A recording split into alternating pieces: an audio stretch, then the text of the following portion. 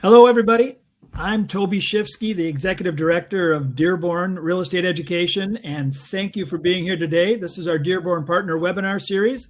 Today, we have a special guest for our title, Successful Marketing Strategies Part 1. Can digital marketing help your school grow? And we have none other than Sarah Scobey, Real Estate Senior Marketing Manager at Kaplan. Hi, Sarah. Hi, Toby. Look at it. We pretend like we don't know each other. Sarah and I work together every day, and we have for 2 years now, I think, almost. Something like that. Yeah, 2 years. 2 years. And like everybody else, we worked remotely, basically through Google Hangouts for 2 years until this last fall. And at a partner summit in California was the first time we met. So I got to tell everybody, you are in for a huge treat. Sarah is very modest, but Sarah is an incredible marketer, and she understands the business of real estate education. And so we're going to open up Sarah, our expert, a local expert, to you today, and we're going to go ahead and go through just a couple concepts. You should know this is part 1. Part 2 is going to be on March 2nd. So part 1, hopefully you get a lot out of this. I think you will. I think you're going to get about 3 or 4 really good nuggets out of this. We're going to keep it to a half an hour. We're going to ask a couple poll questions, right, just to make sure we know who's in the audience and what we got, so that Sarah can kind of tailor her comments to fit the crowd. And then we're going to probably refine a little bit and come back for part 2 in March. So if you're here, you'll get invited to the one in March. And just like always, if you need to leave anytime during this, go ahead and leave. If it's an emergency or urgent, whatever, you will be able to get a copy of this presentation emailed to you, and you'll be able to access it later. It takes about a week to come out, but you will have access to it. So Sarah, thank you for being here today. And thank you for being a part of this. I tell you what, let's go ahead and jump in. We got a lot of material. And I think we just jump in with a polling question, right? Yeah.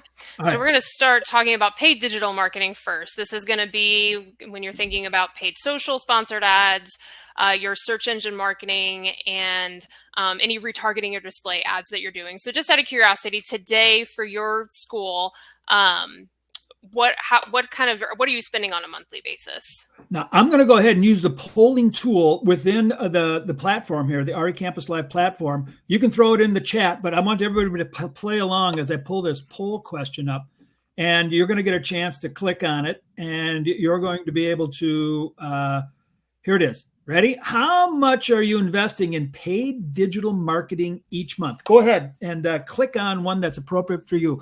Either, hey, digital marketing, what? I hate stalker ads, right? Like I go into the internet and they just chase me all over the place. I hate them. Why would I ever spend money on them?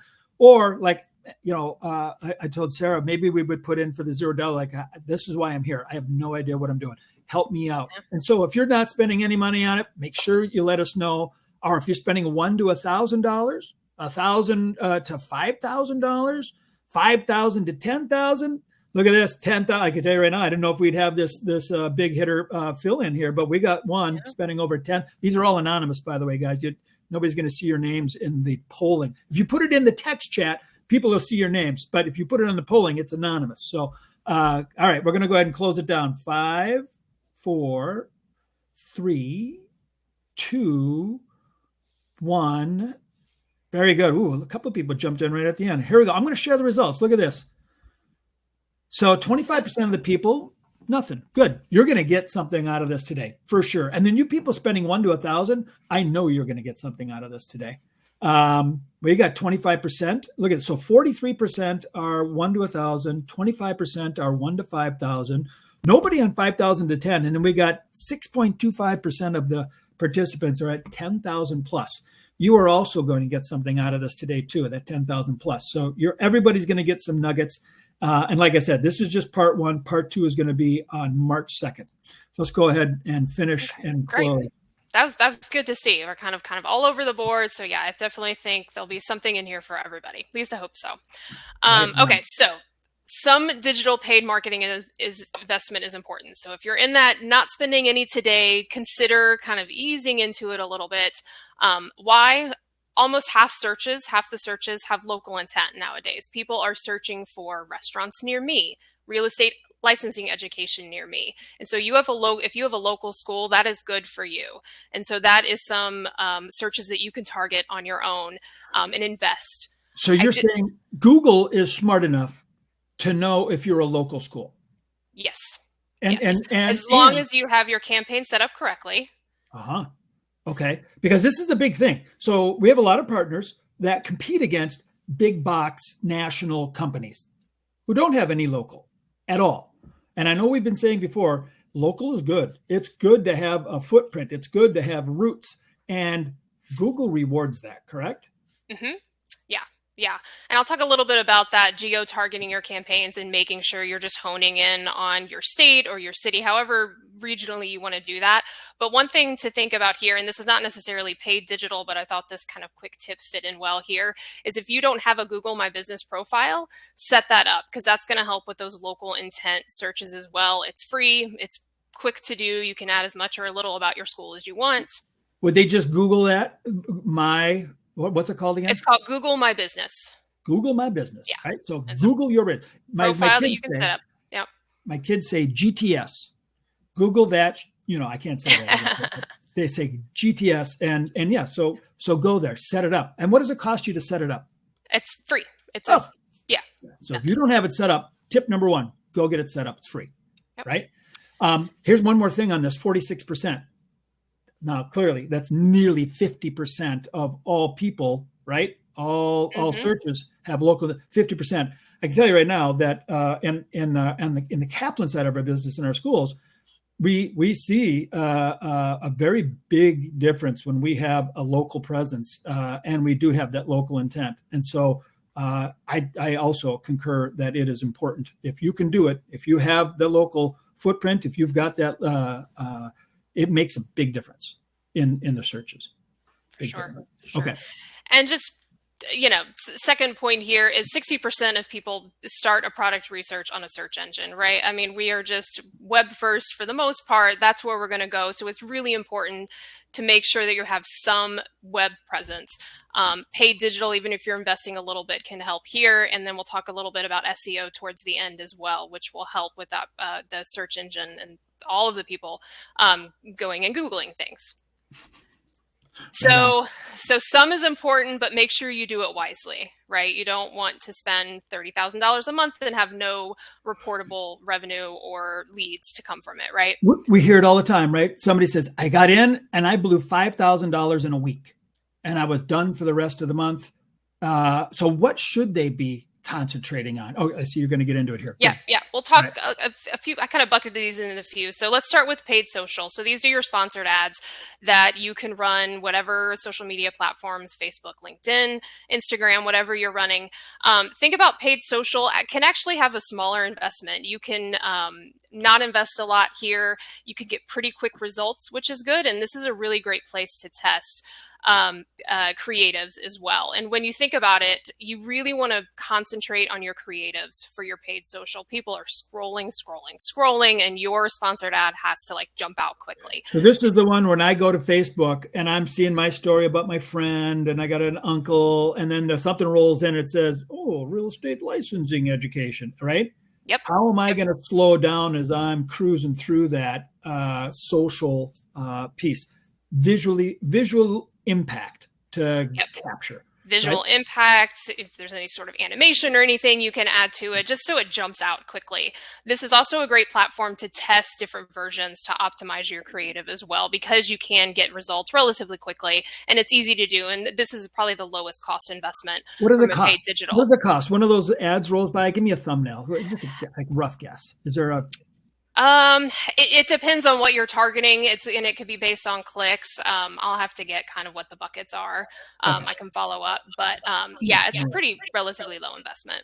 Okay. Well, we're not talking $5,000. We're talking no, not at all. So for those people who want to spend $0 to $1,000 and try something out for a month, right? Yeah, you can take $100 and try it out for a month on Facebook sponsored ads. $100. Nice. Okay. Very good. Get some good results. So let's talk about search engine marketing. This is probably the biggest bucket. This is where you could really rack up your expense if you don't target your campaigns appropriately. And these are going to be your text ads that fall above your organic search results, so your paid ads. And when you're thinking about this particular marketing, make sure you're geo-targeting, especially being a local school. Only kind of try to capture the traffic that's coming through from your state or your region. So I go to Google, I go real estate licensing education, and the page rolls up, and there's all the ads at the top of the page. Paid ad, paid ad, paid ad. That's what we're talking about, right? So above the organic, which is we're going to talk about later, right? That's SEO. Organic. Yeah, we'll talk about SEO. Which is very strong. I mean, I always know I look at both probably. I'm not sure how everybody else does it, but I look at one and the ads come up at the top. It's the first thing you see. And then lots of times if it's reaffirmed down below in the organic, I feel like, well, it must be legit. But you're talking specifically about the top of the page. These are your paid ads that you see, the text ads at the top. Yeah. And you can spend a lot of money. Yeah. This is, keywords, depending on, it can be very, very competitive, and that could rack up your expense very, very quickly. Which is why you said geo-target campaigns, meaning if you're only offering education in one state, right? And maybe you even have a live or in-person education in one town, you want to really be targeting deep, right? Yeah. You want to try to capture that traffic as much as possible, so you're not wasting your money on people from another state. The other thing to keep in mind here with search engine marketing is when you're looking at your results, optimize to conversions and not to clicks. You could have a campaign that's running and you could have 10,000 clicks, but if they're not actually performing an action once they get to your website, you're wasting your money. So make sure you're not just looking at your cost per click, but you're looking at your ROI of whatever the intention is, whether it be a purchase from your website or a lead capture. Make sure you're optimizing your campaigns to those conversions and not just continually running those just because they're bringing a lot of traffic to your site. Right. So clicks are one thing, but every click costs you money. Right? And that's what you're paying for is the click. And what you really want is you want a click that converts. And so make sure you're not just, because we've done it, right? I mean, right, Sarah? We've done it. Oh, yeah. And we drive by thousands and hundreds of thousands of clicks. And the conversion rate just drops to nothing because we were marketing the wrong thing. People were coming looking for something that we didn't quite have. And it just cost us a ton of dough and we didn't get sales. So that's super key. Hey, Diana Holmes asks a really good question. My digital marketing partner says to geo-target in my city only. But I offer online courses, not classroom. They say not to target my whole state. Does that sound correct?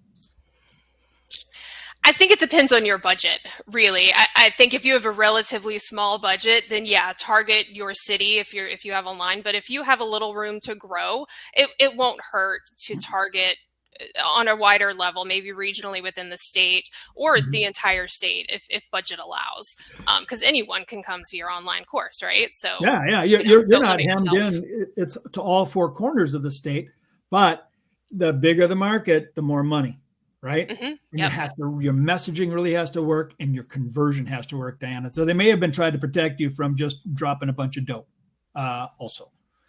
Okay. Yep. Okay.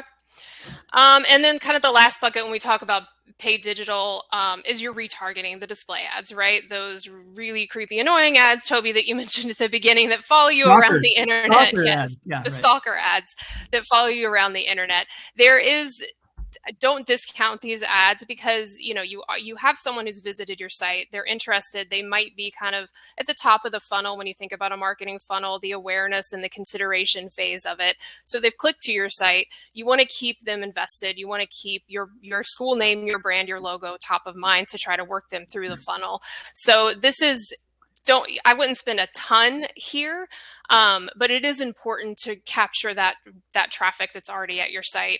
And when you're thinking about your ads, because these are display ads, so this is another, it needs to be high quality visual. Make sure your branding, your logo, your school name is prominent, is key. Right. If somebody realizes, gosh, this ad is following me around. I mean, we used to say, oh, there, it worked. Right? Like, because if they recognize it, then it kind of worked. But there's that one extra step is not only do they recognize it, but it also gets them to go back and finish a purchase or complete their search with you. And so what is that messaging? What is that brand promise right? That you're going to be, pushing out through the messaging in these retargeting ads. Because it's one thing to spend the dough. It's another thing to actually get the reaction you want. And I think what you have to do too is if you're employing somebody or you're doing it yourself, move quickly. Don't just sit and drain money out if it's not working. I mean, try different things, right, Sarah? I think for paid digital marketing in general, that's any of these tactics that you can consider. You can get quick results, and you can see very, very fast if it's not going to work. If you need to optimize it, this will allow you to test very quickly as well.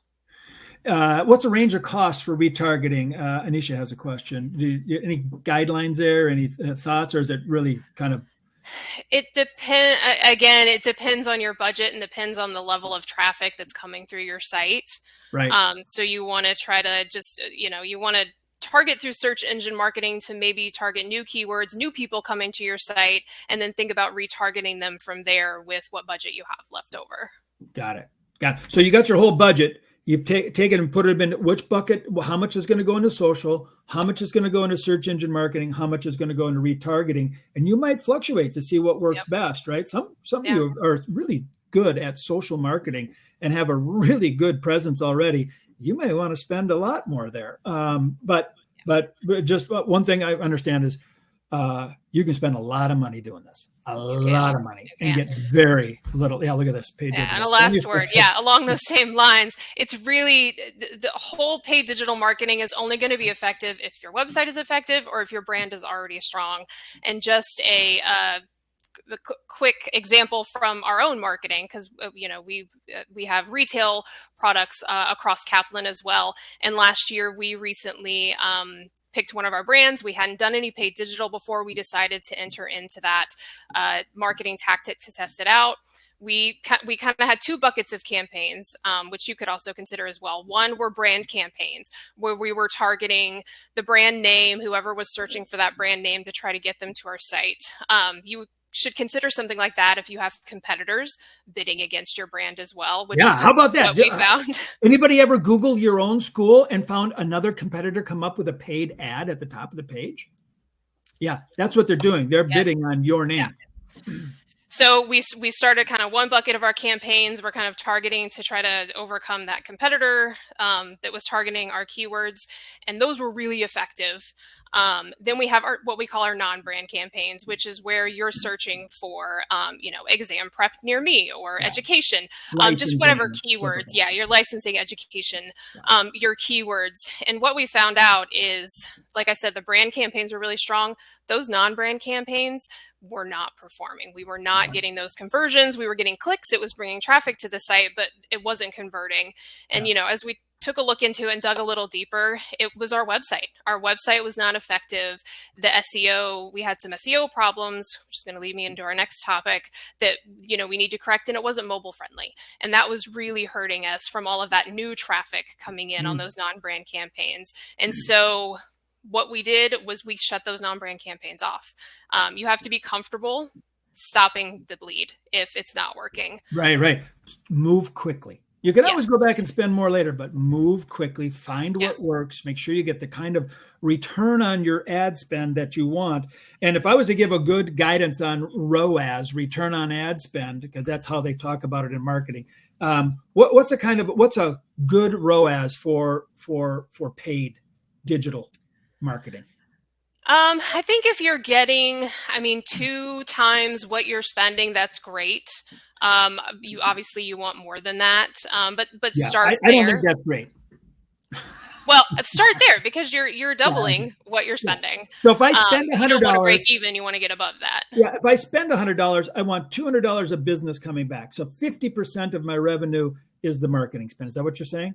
2 times. That's a good place to start. Yeah, and I think I've shared this before. For us, I'd go broke if every dollar I made, I had to spend 50 cents. We can't operate that way. So you have to use it wisely. Where do you want to target in? I see some of those that come back with 8, 9, 10 times the money that you're spending. Mm-hmm. That's hard to do though these days. There's a lot of competition out there, but you have to find what's going to be comfortable for you. So, all right, let's do this. Oh, go ahead. One last word here. If you are running brand and non-brand campaigns and you decide that you need to turn non-brand off, do not funnel all of that money into your brand campaigns. You're just going to eventually get diminishing returns, and you're going to cannibalize what you would get from organic traffic. So be comfortable turning it off, but funneling it elsewhere. Speaking of organic traffic. Yeah, let's talk about SEO. Let's go. This is the holy grail, by the way, everybody. This SEO, organic traffic, is where people find you. Right? And you don't have to pay to find them or stalk them. This is where your website is driving the search. So when they search for real estate licensing, or they search for education or CE, right? Yours is coming up. There's the paid ads at the top of the page on Google, and then there's the organic, and yours is coming up, and you're not on page 5, you're on page 1, and you may be the first, second, or third one. How do you do that? In fact, it takes time, it takes effort.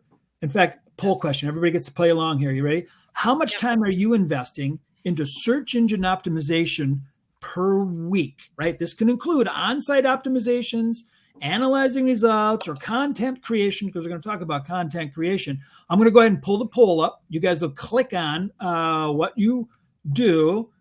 And here we go. Poll question number 2.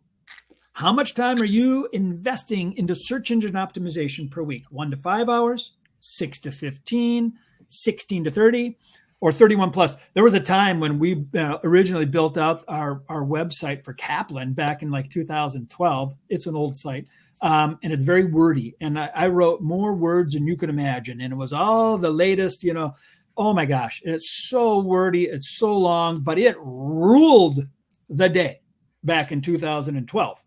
Today, it suffers a little bit, but look at this. This is going to be, and we wrote articles, content articles. We did all this kind of stuff for content marketing. All right, I think we got the results in. It is pretty much a clear landslide. How about this, everybody? You ready? Take a look. Almost 60% say, I don't do any search engine optimization per week. Okay, 1 to 5 hours. That's pretty good. 6 to 15. Woohoo, we got one person do that. Nobody's doing 16 to 30 or 31 plus. I get it. There's probably not enough people around to do that. It's a lot of investment per week. It is a lot of investment. But I'll tell you this. Here's the beautiful thing about SEO, and maybe you're going to say it. You put the time and effort in, and it just keeps working all the time, right? All right. So if you start anywhere, if you're just doing a little bit of paid digital marketing, that's great, but you might consider switching gears and putting effort and some money in your SEO first. Why? SEO is a long-term strategy. It could take 4 to 6 months from when you implement anything in the back end of your website to actually see the rewards, but those rewards are going to be much greater than any paid digital marketing campaign. Your organic traffic for almost websites should convert at a much higher rate than any other marketing channel that you invest in. These are people who are they're clicking on your page. They're not, they're ignoring the paid ads, and they're coming right to your site. But this is important. So you said SEO, search engine optimization. This is where people are searching for what you have or for you, and they have a higher conversion rate, right? So we are excited when we have a 2% conversion rate. 2% of the people that come to our website buy. But I can tell you, it's not the same for paid search. This is where we talk about bounce rate and conversion rates. You pay paid search, all the money on the clicks, you have a very, very low conversion rate. But for organic search, where people are coming, very high conversion rate, which means money and deals, and you're selling product. So I'm sorry, keep going. Yep. And it takes time. It takes time to set up. I'll talk about that in a little bit, but just keep in mind, anything you do now, it will be 4 to 6 months before Google indexes and gets your site so it's showing up as you would like, and that you can test along with it as well. And SEO also helps feed your paid digital campaigns as well. Just case in point to the example that I just said, that we were paying all this money, but our website was not effective. So we have to take a step back and work on our SEO for that particular website. So it's really important to spend some time. And if you do nothing else on your website for SEO, look at your title tags. So this is in the back end of your website. You have title tags, meta tags, and meta descriptions. Your title tag is this little area here that shows up in your organic search. The title tag should include your keywords, and those keywords should also be in the content of the page as well. But if you do nothing else, go to your main landing pages on your website and make sure you have proper title tags that have your keywords in it, because this is what helps search engines understand what your page is about first and foremost. So the key here for everybody, title tags, right? Write it down. You can go GTS, Google that, later, and really understand the title tags. It's just extremely important for what you're doing on your websites. I see a lot of websites that don't even address this, and they're just not pulling their weight. They're not doing you any favors. Okay. Yep. And there's a lot you could do. So how much time should you spend on SEO? Like anything, it depends. It depends on your time, your resources, your budget. But if you're just starting out with a website and you haven't done anything yet, think about spending anywhere from 10 to 40 hours just getting it in a good place. That's adding your title tags, those descriptions, making sure your site is secure, looking at your keywords on your landing pages, making sure there's no 404 errors or bad codes. Those are all things that could hurt your organic rankings in the long run. So those are some of the places you can start when you're thinking about SEO and how to rank properly. From there, you can kind of layer on, all right, now you have SEO in a good place, you're ranking where you would like. You can think about, okay, let's A/B test some pages to say, maybe this will rank better than this page. And you can create those pages within your content management system and use something like Google Optimize to easily track those results very quickly. It's an easy platform to use to A/B test, and then make sure you're also analyzing and measuring your analytics in the back end. If you're not looking at your Google Analytics on a regular basis, you're missing out on some really key insights that will help you improve your SEO in the long term. And then lastly, think about once you're, in a good spot, you've tested, you're looking at your analytics, then you can kind of layer on other activities. This is where content creation might come in. And this is where you can spend quite a bit of time. Writing an article can take, 4, 5, 6 hours. But you write an article, and it be an original article. Don't copy something else that's already out on the website, right? So it's an original article, what does it take to get licensed? Everybody who's in education will have, if they're at all keen on driving organic searches, you're going to be answering questions that people looking for the education have, because they're putting it into Google, and they are asking questions, and Google's looking for the answers. And the more people you can drive to your site because you have the right answers.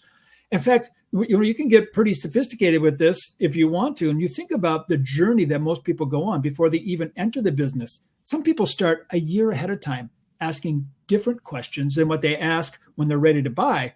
But this is what content marketing does, is it can prepare and groom that student before they even become your student, so that you become the trusted source of information about what they had questions about. And you kept answering the questions right up to the point where they needed to purchase. And then where else are they going to go? Because you've already answered all the questions. You've built a certain amount of trust, and they click on you. I mean, did I get that right, Sarah? I think I got that. Yeah, right. No, I mean, you're 100% right. Like, content creation is time consuming, but it can vastly help your SEO. And it could really help, as you said, 6 months, a year that they're kind of working through with their consideration, what we call the marketing funnel. You want to hit them when they're just initially researching and finding schools near them. Content can really help those aspects as well. And it could really drive your organic rankings, because content pages tend to rank a little bit better because there is more content. You can put more keywords within that. So those tend to rank better. So that's kind of, I would not just jump in with content creation. I would make sure you have all of your other on-site optimizations first, and then kind of use that to layer on top of your overall SEO strategy. Right on. But, we're talking a lot about things that cost money or cost time. And it just does. That's a part of business. And either you're spending your money on paid search, right? Social, digital, paid search, or you're spending your time on search engine optimization. I think we all find that search engine optimization, that you kind of understand how much time and effort you're putting into it. And there's a certain amount of long-term return on that, where I tend to look at, as a school operator, paid search is one click and it's over.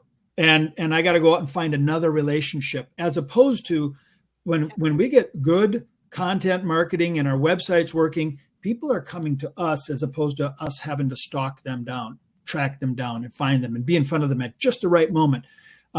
It's a much stronger play in the end. They're both important, believe me, and we do both because it's a huge part of the marketplace, but it's not everything, right, Sarah? Exactly. It's important, but it's not the whole marketing story. You saw this slide beforehand, didn't you, Toby? So it's, if you don't have the time and resources to really invest a lot in paid digital, you are also local schools with boots on the ground. So there's also marketing strategies you can use to build relationships within your community, within your state. And that is what we're going to talk about on part 2, March 2nd at the same time. We'll start, as Toby said, we'll follow up next week with an email of this recording, and there'll be a registration link for part 2 if you're interested in that as well. Awesome. Everybody mark your calendars for March 2nd. Sarah, I just want to thank you a ton for being here and sharing the information with all of our Dearborn partners. I know we've started doing this in maybe the last year, and I want to continue with it. Everybody, if you like what you're seeing and you like where we're going, please let us know. Fill out some comments, or you can go ahead and throw it in the chat right now. Look at that, big hearts. Phyllis is all over it. I love it. Thanks. Awesome. Sarah, I appreciate you. I appreciate that I get to work with you every single day. Same here, Toby. All right. And everybody, we're going to go ahead and wrap it up here. You should be able to get a copy of this recording in about a week, and you will be able to sign up for part 2, which will happen on March 2nd. Thanks, everybody. Thank Have a you. great day.